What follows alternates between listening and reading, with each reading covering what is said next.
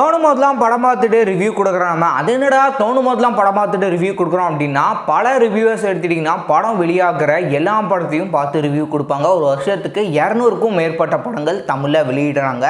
ஆனால் அத்தனை படங்களையும் நம்ம பார்க்குறதுலப்பா இன்ட்ரெஸ்ட்டாக இருக்கிற படங்களை மட்டும் பார்த்து ரிவ்யூ பண்ணுறோம். அதனால தோணும் போதெல்லாம் படம் பார்த்துட்டு ரிவ்யூ கொடுக்குறோம் நம்ம. ஸோ பொங்கல் ரிலீஸில் நம்ம இன்னைக்கு பார்க்குற முதல் படம் நேத்திக்கு ஜான் 10ஆம் தேதி சங்கர் தமிழில் எப்படி பிரம்மாண்டமாக படம் ப்ரெசென்ட் பண்ணுவாரோ அதே மாதிரியே தெலுங்குல முதல்ல அடியெடுத்து வைத்து ராம் சரண் நடிப்பில் வெளியாக இருக்கிற கேம் சேஞ்சர் படத்தோடைய என்னுடைய ஒப்பீனியன் எப்படி இருக்குது அப்படின்னு தான் நம்ம இன்னைக்கான வீடியோவில் பார்க்க போகிறோம். வாங்க வீடியோக்குள்ளே போகலாம். படத்தை பொறுத்த வரைக்கும் ராம் சரண் நேர்மையான ஒரு கலெக்டர் ஆஃபீஸராக இருக்கிறாரு. அங்கே நடக்கிற அநியாயத்தை தட்டி கேட்குறாரு. இன்னொரு பக்கம் தான் அப்பாவை கொண்டுட்டு சிஎம் ஆகணும் அப்படின்ற எண்ணத்தில் இருக்க எஸ்ஜே சூர்யா, இவங்க ரெண்டு பேர்த்துக்கும் நடுவில் நடக்கக்கூடிய கிளாஷ் தான் இந்த படத்தோடைய என்டையர் ஸ்டோரி. பொதுவாகவே நம்ம சங்கர் படம் அப்படின்னா அவருடைய பழைய படங்களை நம்ம சொல்லலாம். பாடல்கள் எல்லாமே அவ்வளோ அருமையாக கொடுத்துருப்பாங்க. அது போக எடுத்துட்டிங்கன்னா படத்தோடைய ஸ்க்ரீன் பிளே சுவாரஸ்யமாக அடுத்தடுத்து என்ன நடக்க போகுது அப்படின்னு சொல்லி விறுவிறுப்பாக கொண்டு போயிருப்பாங்க. ஏன்னா தான் ஒரு 3 மணி நேரம் படமாக இருந்தாலும் நம்மளுக்கு 3 மணி நேரம் டைம் போனதே தெரியாது. அந்த அளவுக்கு பயங்கரமான ஒரு என்டர்டெயின்மெண்ட் மூவியாக கொடுத்த ஒரு சங்கருக்கு சமீபத்தில் என்னப்பா ஆச்சு அப்படின்ற அளவுக்கு தான் இருந்தது. இந்தியன் பார்ட் 2 நம்மளுக்கு தெரியும் எந்த அளவுக்கு ஆடியன்ஸ் நெகட்டிவாக சொன்னாங்க அப்படின்னு சொல்லி. ஆனால் இந்த படம் அந்த படம் அளவுக்கு இல்லைப்பா, அதோட இன்னும் கொஞ்சம் பெட்டராகவே பண்ணியிருந்தாங்க. ஸ்க்ரீன் பிளேயில் ஃபர்ஸ்ட் ஹாஃபும் சரி செகண்ட் ஹாஃபும் சரி ஒரு சில இடங்களில் இன்னுமே கொஞ்சம் பெட்டராக ஸ்க்ரீன் பிளேவை எழுதியிருக்கலாம். வேறு மாதிரி ஏதாவது காட்சி வச்சுருக்கலாமோ அப்படின்ற மாதிரி எனக்கு ஃபீல் ஆச்சு. நம்ம ராஜ்மௌலி படம் அப்படின்னா அது ஒரு தெலுங்கு படம் அப்படின்ற ஒரு ஃபீலே இருக்காது. தமிழ் படம் பார்க்குற மாதிரியான ஒரு ஃபீலே அச்சஸில் ஒரு கொடுப்பாரு. பாடலும் அந்த அளவுக்கு அருமையான பாடலாக இருக்கும். ஆனால் இது ஒரு சங்கர் படம் அப்படின்னு சொல்லி நம்ம எதிர்பார்ப்போட போகிறோம். ஆனால் பாடலும் சரி ஸ்க்ரீன் பிளேயும் சரி ஏதோ ஒரு டப்பிங் படம் பார்க்குறோம்ப்பா அப்படின்ற ஒரு ஃபீல் தான் நமக்கு வருது.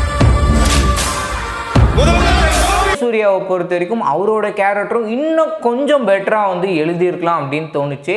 காமெடி ஒரு சில இடங்களில் ஒர்க் ஆகுது, ஆனால் ஒரு சில இடங்களில் ஒர்க் ஆகாத மாதிரி தான் இருக்குது. காதல் காட்சி சங்கர் படம் அப்படின்னாலே அதுக்கான ஒரு பாடலும் சரி அதுக்கான காட்சி அவ்வளோ அழகாக காதலை வெளிப்படுத்தியிருப்பார். ஆனால் இந்த படத்தில் பெருசாக சொல்கிற அளவுக்கு காதல் காட்சி அப்படின்றது படத்தில் இடம் பெறல அப்படின்றது செகண்டரி. ஆனால் படத்தில் காதல் காட்சி ரசிக்கிற விதமாக இன்னும் கொஞ்சம் பெட்டராக பண்ணியிருந்துருக்கலாம். உங்களுக்கும் எனக்கும் செட் ஆகாது, அவ்வளோதான், நம்மளை முடிச்சு விட்டிங்க போங்க.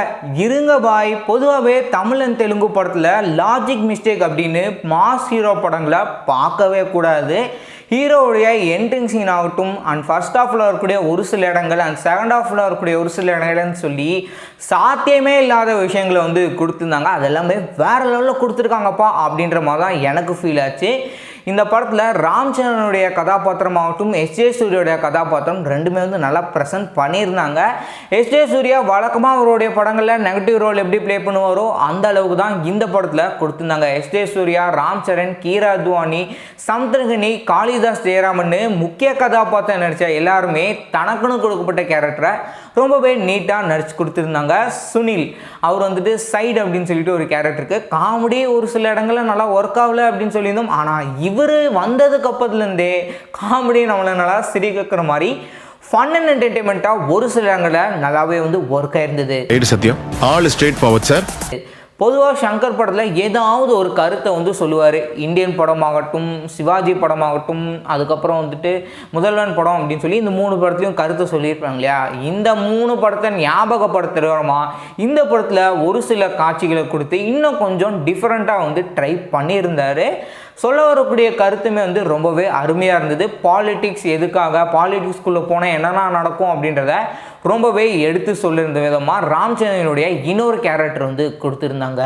அண்ட் இந்த படத்தில் வரக்கூடிய ட்விஸ்ட் அண்ட் டர்ன்ஸ் எல்லாமே நல்லாயிருக்கும்ப்பா. மொத்தத்தில் இந்த படம் எப்படி இருக்குது அப்படின்னு எடுத்துட்டிங்கன்னா பொதுவாக நம்ம பழைய சங்கர் படங்கள்லாம் பார்த்து எப்படி பிரம்மாண்டமாக எடுத்திருக்காரு அப்படின்னு சொல்லி ரசித்து பார்த்தோம். அந்த அளவுக்கு இந்த படத்தில் ஒரு பாட்டை பிரம்மாண்டமாக எடுத்திருக்காங்க. ஒரு சில காட்சிகள் எல்லாமே பார்க்குறதுக்கு பிரம்மாண்டமாக தான் இருக்குது. ஆனால் பழைய சங்கர் தான் நல்லா இருந்திருக்கும் அப்படின்ற மாதிரி தான் நமக்கு தோணுது.